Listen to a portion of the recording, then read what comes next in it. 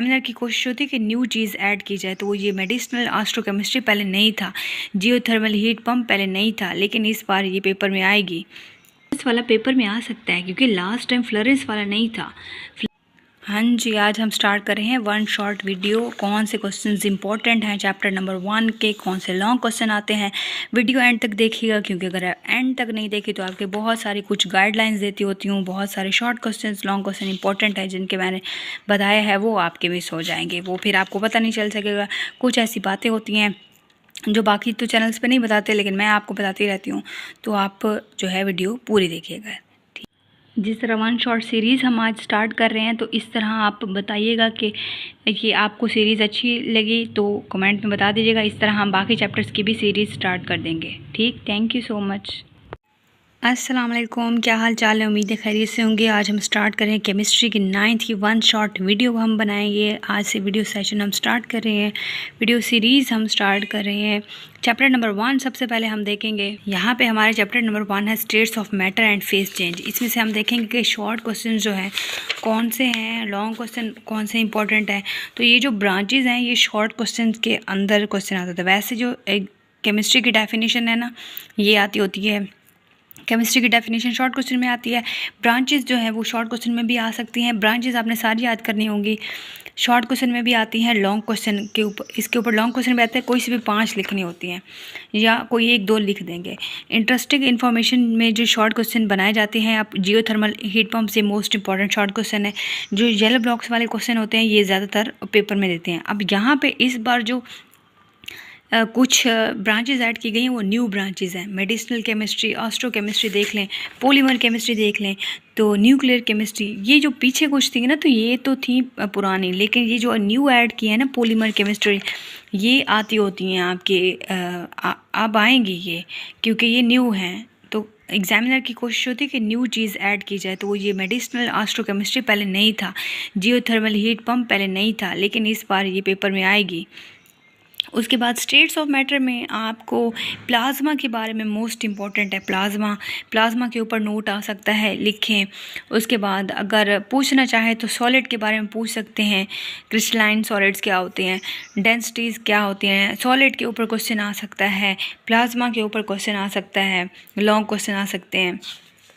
अच्छा, तो ये जो लिक्विड क्रिस्टल है इसके ऊपर शॉर्ट क्वेश्चन आ सकता है, ग्राफीन के ऊपर शॉर्ट क्वेश्चन आ सकता है। न्यू टॉपिक है एक्सोटिक स्टेट्स क्या होती हैं, ये आ सकता है पेपर में शॉर्ट क्वेश्चन।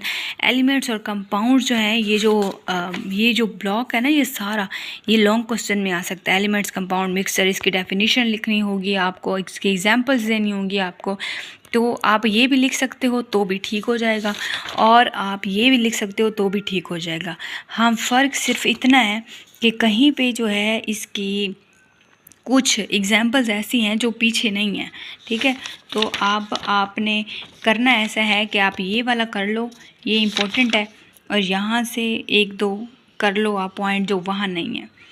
तो यहाँ पे टेक्नीटियम, ये देखिए, ये शॉर्ट क्वेश्चन पेपर में आ सकता है कि कौन सा ऐसा एलिमेंट है जो साइंटिस्ट ने लैब में बनाया था, तो ये क्वेश्चन मोस्ट इंपॉर्टेंट है। Allotropic form of substance question long question में आ सकता है। और शॉर्ट क्वेश्चन की बात करें तो ये जो कार्बन की एलोट्रोपी है ये शॉर्ट में पूछ सकते हैं। एलोट्रोपी की डेफिनेशन आती है, एग्जाम्पल आती है। अच्छा, ये जो फ्लोरेंस वाला है, ये इस बार फ्लोरेंस वाला आया हुआ है, तो फ्लोरेंस वाला पेपर में आ सकता है क्योंकि लास्ट टाइम फ्लोरेंस वाला नहीं था। फ्लोरेंस, ग्रेफाइट, मैंने वही कहा है कि आप फोकस करें कि ये जो कार्बन की एलोट्रोपीज़ हैं इनके ऊपर क्वेश्चन आएगा, short question. Solution, colloidal solution, suspension. जिस तरह एलिमेंट कंपाउंड के ऊपर लॉन्ग क्वेश्चन आता है, इस तरह सोल्यूशन, कोलाइडल सोल्यूशन, सस्पेंशन के ऊपर लॉन्ग क्वेश्चन आता है, आएगा भी सही। अच्छा, यहाँ पे एक बात है कि कभी कभी ऐसे पूछ लेते हैं कि सोल्यूशन की प्रॉपर्टीज़। अच्छा, एक और बात आपको बताऊँ, ये लास्ट टाइम जो पेपर में क्वेश्चन थे ना, जो पुरानी बुक थी उसके अकॉर्डिंग तो था कि कैरेक्टरिस्टिक्स लिखें कोलाइडल सोल्यूशन की, कोलाइड्स की या सस्पेंशन की। तो इस बार ये हो सकता है ये तीनों के ऊपर आ जाए, तो ज़्यादा फोकस इनका कोलाइडल और सस्पेंशन के ऊपर होता है। ये दोनों मोस्ट इम्पॉर्टेंट है। उसके ऊपर सैचुरेटेड अनसैचुरेटेड सोल्यूशन है, तो सैचुरेटेड और अनसैचुरेटेड सोल्यूशन जो है वो लॉन्ग क्वेश्चन में तो नहीं आ सकते, शॉर्ट में आते होते हैं saturated and unsaturated solution. Example के साथ आपको लिखना होगा। यहाँ पे क्वेश्चन बन सकता है कि सॉल्युबिलिटी जो है शुगर और सोडियम क्लोराइड की कितनी हो सकती है, यानी कितने टेम्परेचर पे इन दोनों की सॉल्युबिलिटी कितनी हो सकती है, तो इनमें मॉलिक्यूल्स का फ़र्क है, अमाउंट पे लिखनी होगी। तो ये शॉर्ट क्वेश्चन मोस्ट इंपॉर्टेंट है, ये आ सकता है पेपर में ये पैराग्राफ। उसके बाद यहाँ पे मिक्सर्स के बारे में यहाँ से पूछ सकते हैं, होमोजेनस या हेट्रोजेनस है, लेकिन ये effect of temperature on solubility में लॉन्ग क्वेश्चन इसके ऊपर आता होता है। तो यहाँ पे कुछ ऐसे कंपाउंड्स हैं जो कि शॉर्ट में और एमसीक्यूज़ में पूछ सकते हैं कि सॉल्युबिलिटी किन कंपाउंड्स की डिक्रीज़ होती है, ये शॉर्ट में आ सकता है। तो आप यहाँ पे हेडिंग्स भी बनाई हुई हैं, क्योंकि ये लॉन्ग क्वेश्चन के लिहाज से इंपॉर्टेंट है, एमसीक्यूज़ के लिहाज से इंपॉर्टेंट है, शॉर्ट क्वेश्चन के लिहाज से इंपॉर्टेंट है। सॉल्युबिलिटी किन की डिक्रीज़ होती है, ये उनके नाम भी लिख सकते हैं, इनके फार्मूले भी पूछ सकते हैं, ठीक है। और ये तो आपको लॉन्ग क्वेश्चन में बनाने होंगे। आप इनके ऊपर ज़रा फोकस कीजिएगा, जो येलो ब्लॉक्स वाले क्वेश्चन है। येलो ब्लॉक्स के क्वेश्चंस में अक्सर पेपर जो एग्जामिनर होता है ना, पेपर बनाने वाला, इसका फोकस होता है कि जो येलो ब्लॉक्स के क्वेश्चन है इनको पे अंदर डाला जाए। आपके एग्ज़ाम्स के अंदर येलो ब्लॉक्स के क्वेश्चंस में से भी पेपर आता होता है। और ये इफेक्ट ऑफ टेम्परेचर, ये लॉन्ग क्वेश्चन है, मोस्ट इंपॉर्टेंट है, इसको हेडिंग्स के साथ आप करना है। हेडिंग्स के साथ करते हैं ना तो वो बहुत आसान हो सकता है। ये पेपर में आ सकता है क्योंकि ये न्यू चीज़ है यहाँ इस बार। उसके बाद ये कार्बन के बारे में बता दिया है, ये न्यू चीज़ें हैं। डायग्राम इसकी बना सकते हैं, ज़रूरी नहीं है, लेकिन अगर आपको सही लगता है, मतलब बनाना चाहो तो बना ही सकते हो, लेकिन ज़्यादा ये फोकस किया जाता है इसके ऊपर। एक्सरसाइज के तो क्वेश्चन आते हैं बोर्ड में। एक्सरसाइज के क्वेश्चन, अच्छा मैंने ना नोट्स एंड पे मैं इसके ना कर दूँगी अटैच, जैसे ही एक्सरसाइजेज मैं अपलोड करूँगी तो वो नोट्स के साथ अटैच होंगी, तो आपने वो देखनी है, ठीक है। तो फ़िलहाल यहाँ तक था, मैंने आपको बता दिया कौन सा ज़्यादा इंपॉर्टेंट है। शॉर्ट क्वेश्चंस, वैसे तो शॉर्ट क्वेश्चन तो पूरे चैप्टर में से आते हैं, बस पहली बात ये है कि आपका कॉन्सेप्ट क्लियर होना चाहिए। जब तक आपका कॉन्सेप्ट क्लियर नहीं होगा ना, तब तक आपको कोई भी चीज़ नहीं आएगी। तो बच्चों के ऊपर मेरा ये फोकस होता है कि बच्चे जो है पहले अपना कॉन्सेप्ट क्लियर करें बुक के अंदर से क्वेश्चंस, और फिर एक्सरसाइज से।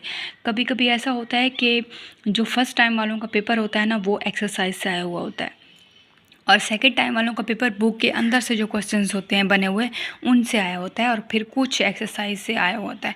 अब आपने क्या करना है, आपने पहले बुक के अंदर से कॉन्सेप्ट क्लियर करने हैं अपने, और एक्सरसाइजेज को अच्छे से करना है, क्योंकि जो आपकी एक्सरसाइजेज हैं ना, इसके ऊपर कुछ ऐसे क्वेश्चंस हैं अगर पेपर में आ भी गए तो आप कहेंगे कि ये कहाँ से आए हैं, क्योंकि कुछ बच्चे एक्सरसाइजेज छोड़ देते हैं, समझ नहीं आती उन्हें, तो वो कहते हैं कि बस ठीक है चैप्टर तैयार हो गया है ना, तो बस हम एक्सरसाइज ही कर लेते हैं। नहीं, ऐसा नहीं करना, आपने एक्सरसाइज के क्वेश्चन अच्छे से करने हैं। अब यहाँ से एक्सरसाइज से क्वेश्चन देखें ना, why are supercritical fluids important, ये क्वेश्चन इस किस्म का क्वेश्चन आ सकता है। ये ग्रेफाइट, ये मैंने वही कहा है, एक कार्बन के इलेक्ट्रोप्स के ऊपर क्वेश्चन आ सकता है। कंस्ट्रक्टेड रिस्पॉन्स क्वेश्चंस इंपॉर्टेंट है, इसमें से कोई पेपर बन सकता है, और बनता भी होगा, बनता भी है, क्योंकि जो लास्ट टाइम जो था ना आपका, क्या कहते हैं, आपकी जो ओल्ड बुक थी, उसमें कंस्ट्रक्टेड रिस्पॉन्स क्वेश्चन वाले नहीं थे, ये सिर्फ और सिर्फ 8 क्लास तक होते हैं।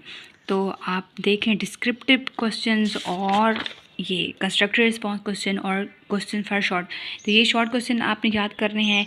कंस्ट्रक्टेड रिस्पॉन्स क्वेश्चंस को अच्छे से करना है, अच्छे से करना है, कॉन्सेप्ट क्लियर करके करना है। डिस्क्रिप्टिव क्वेश्चंस, लॉन्ग क्वेश्चंस हैं, इनके ऊपर फोकस करना है। इन्वेस्टिगेटिव क्वेश्चंस हैं, तो आपने पहले इनको अच्छे से करना है। कॉन्सेप्ट बुक का जब आप ले लेंगे चैप्टर्स का कि अब आपको क्लियर हो गया है, तो फिर आपने अच्छे से इनको एक्सरसाइजेस के क्वेश्चन करना है, क्योंकि कभी कभी आधा एक्सरसाइज से आता है, आधा बुक के अंदर से आता है। कभी कभी ऐसा होता है कि सारा का सारा एक्सरसाइज के क्वेश्चंस आते हैं। लास्ट टाइम तो आप तो लकी हो कि आपके जो ब्लॉग्स वाले हैं इतने नहीं हैं। जो लास्ट टाइम 9th थी ना, तो उसके तो हर पेज के ऊपर ब्लॉक्स वाले क्वेश्चन से। तो आपने क्या करना है, आपने एक्सरसाइजेज अच्छे से करनी है, क्योंकि इस बार आपके थोड़े न्यू ऐड हुए हैं क्वेश्चंस, और आपने फिर एक्सरसाइज बुक के अंदर से क्वेश्चंस देखने हैं, ठीक है, अगर आपने अच्छे से तैयारी करनी है तो। जहाँ तक कोई बात समझ ना आ रही हो तो कमेंट्स में पूछ सकते हैं, वहाँ भी रिप्लाई दूँगी मैं। और आप जो है जैसे जैसे कोई न्यू अपडेट्स आती रहेंगी वो भी मैं शेयर करती रहूँगी चैनल पे। चैनल को सब्सक्राइब कर दें अगर अभी तक नहीं किया तो, वीडियो को लाइक कर दें और कमेंट कर दें ताकि आपको हर आने वाली न्यू वीडियो मिल सके। यहाँ तक इतना ही, अपना ख्याल रखिएगा। मिलते हैं नेक्स्ट लेक्चर में। Thank you so much. और आज की जो बातें हैं वो नोट कर लीजिएगा क्योंकि वीडियो पूरी देखा करें, क्योंकि इसमें नहीं तो फिर आपका लॉस हो जाएगा। ठीक है, thank you so much. Video अच्छी लगे तो कमेंट कर दें, लाइक कर दें। अल्लाह हाफिज़।